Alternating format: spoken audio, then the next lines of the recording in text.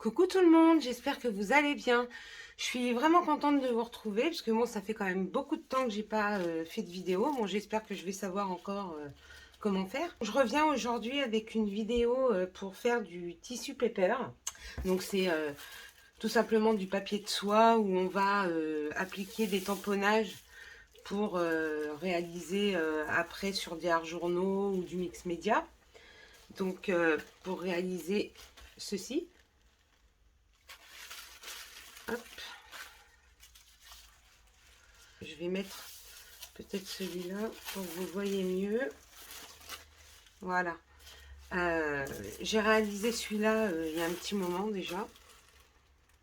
Et franchement, c'est génial et ça revient pas cher. C'est même gratuit si on veut. Puisque là, c'est du papier que j'ai récupéré dans des boîtes à chaussures. Et donc, bon, bah, si vous en avez pas ou il existe... du papier de soie bien sûr en vente. Donc là j'ai fait aussi celui-ci. Ensuite celui-ci, alors je vais vous le montrer, il est un peu grand, je vais vous le montrer en deux fois. Donc il est à l'envers bien sûr. Donc là c'est essentiellement avec des tampons Stamperia. Bon, là, il est un petit peu déchiré, mais bon, c'est pas grave. Hein. Je l'ai fait quand même. Donc, voilà. Et celui-ci. Donc, pareil, avec des tampons Stamperia. Enfin, un peu de tout. Il y a des tampons cling, des tampons mousse, tampons bois, tampons clear. C'est selon ce que vous avez dans les placards, on va dire. Donc, voilà. Et ensuite, alors je vais pousser ça. Je vous montre la dernière page que j'ai faite. Donc vous voyez, j'en ai mis ici, ici et ici. Donc pour faire des fonds pour du mix média ou de l'art journal. C'est vraiment super. Et comme je vous dis, bon, ça revient vraiment pas cher si on arrive à récupérer le papier de soie. Donc bah, écoutez, je vous laisse avec le tuto et on se retrouve à la fin du tuto.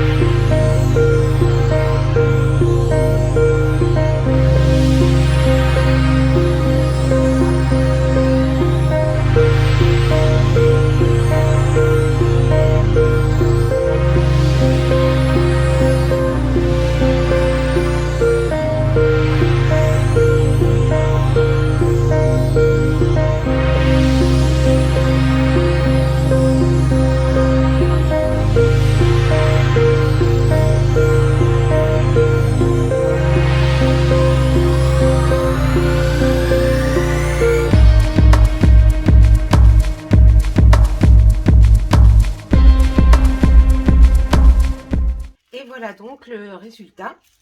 Bon, je me suis un peu foirée ici, j'aime pas trop le raccord, mais bon, c'est pas grave, hein. De toute façon, une fois dans les créas, ça ne se verra absolument pas.